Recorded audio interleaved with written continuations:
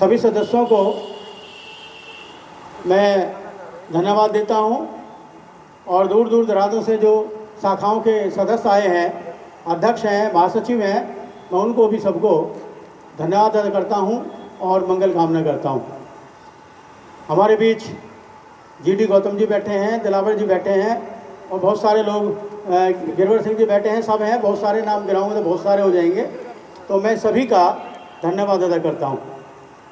हमारे बीच आपने देखा कि पुलिस की व्यवस्था बहुत अच्छी रही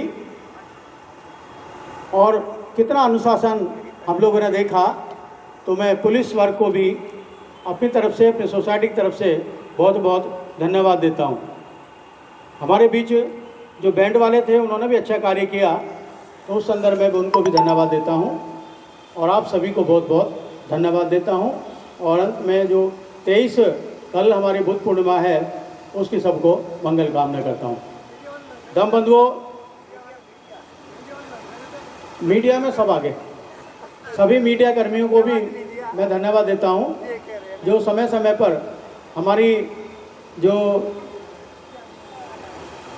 कार्यशैली है बुद्धिस्ट सोसाइटी की, उसको फैलाते रहते हैं और प्रचार भी होता रहता है। मैं सभी का धन्यवाद अदा करता हूं। इस मंच से जो शेड्यूल्ड कास्ट वेलफेयर एसोसिएशन है, उसके पदाधिकारी हैं, मैं उन सब का भी धन्यवाद अदा करता हूं। अगर उनमें से कोई है प्रधान सेक्रेटरी कैशियर, तो कृपया मंच पर आने का कष्ट करें। दम बंधुओं, आज सबको मालूम है कि 25 तारीख को दिल्ली में चुनाव है। कुछ शर्तों पर हमको ये परमिशन मिली थी और ख़ास मुद्दा ये था, जब डीसीपी वगैरह से हमारी मीटिंग हुई थी, कि भाई राजनीति से आपको बचना है। कोई भी व्यक्ति ऐसा ना हो जो राजनीतिक आए और उसके मुंह से राजनीति बात निकल जाए, तो ये हो सकता है आपको भविष्य में परमिशन ना दी जाए। तो इस सभी बातों को ध्यान में रखते हुए हमने किसी राजनेता को आज नहीं बुलाया है और प्रयास ये किया है कोई ना आए और हमारे सभी लोग जो कार्यकारिणी के, ये भी इस कार्य को संभालें। आप सभी लोग, आपका प्रदर्शन, आपकी झांकियाँ, बहुत सारी झांकियाँ रही। मेरे विचार से तो 30 झांकियाँ थी, कारें थी और मोटरसाइकिलें थी और ये बहुत अच्छा जुलूस था। और कई झांकियाँ तो इतनी सुंदर थी, बहुत ही सुंदर झांकियाँ थी। सारे लोग हमारे यहाँ आए थे और आने के बाद कुछ खाने की लाइन में लग गए। कोई बात नहीं, थोड़ा टाइम में जल्दी फ्री हो जाएंगे। तो आज के दिन सिर्फ मैं इतना ही कहूँगा कि भगवान तथागत बुद्ध एक वैज्ञानिक विचारधारा है, आडंबर से दूर है, अंधविश्वास से दूर है।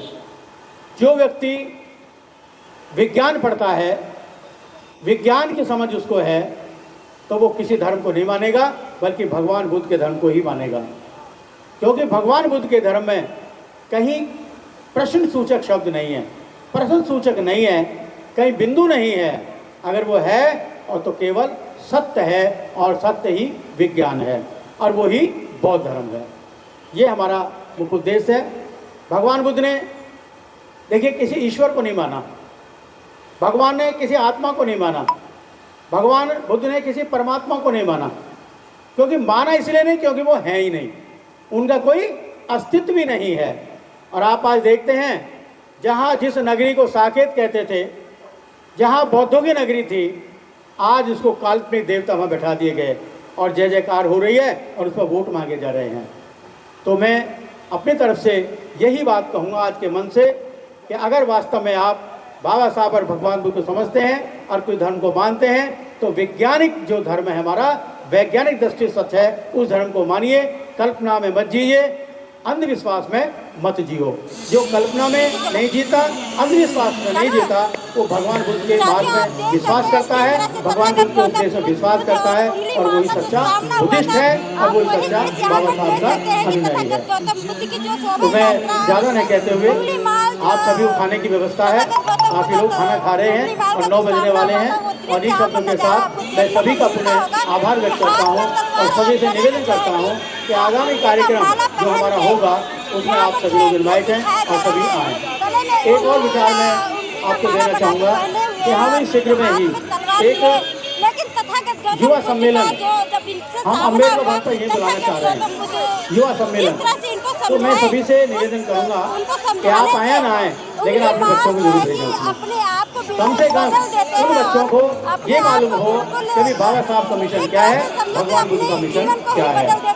हमारे युवक बैठे हुए हैं और इनसे सबसे निवेदन करूंगा आज से उसका प्रचार करना शुरू करें और हम जल्दी ही कार्यकारिणी में बैठ करके एक डेट निश्चित कर लेंगे और अम्बेडकर भवन पर ही हम एक युवा सम्मेलन बुलाएंगे।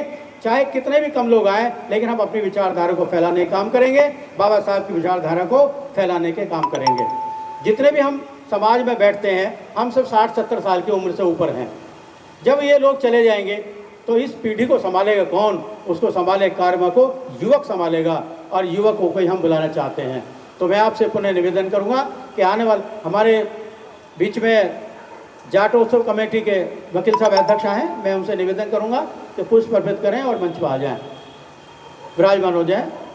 तो मैं पुनः यही बात कहूँगा कि भाई इस धर्म को आप अंधविश्वास से ना जोड़ें, इस धर्म को आप कल्पना से ना जोड़ें। और जितने लोग यहाँ आते हैं, कई लोग हमारे ऐसे होते हैं कि भाषण देते हैं, स्टेज में बैठते हैं, लेकिन उस बात को वो अपने घर में नहीं बताते। और जब घर में नहीं बताते तो आपके बच्चों को पता नहीं लगता, ना आपके बच्चे जानते हैं और ना आपकी घरवाली जानती है। अगर बात होती है तो ये कहते हैं कि घरवाली नहीं मानती, बच्चे नहीं मानते। भाई तुम बच्चों से नहीं हो, बच्चे तुमसे हैं।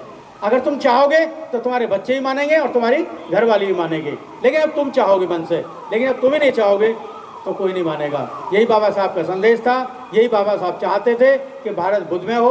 और भारत बुद्ध में जब होगा जब हम सब लोग भगवान बुद्ध के रास्ते पर, बाबा साहब के रास्ते पर चलें। इन्हीं शब्दों के साथ मैं पुनः आप सभी को धन्यवाद देता हूँ, मंगल कामना करता हूँ। इन्हीं शब्दों के साथ सभी को जय भीम, जय भारत, नमो बुद्धाय।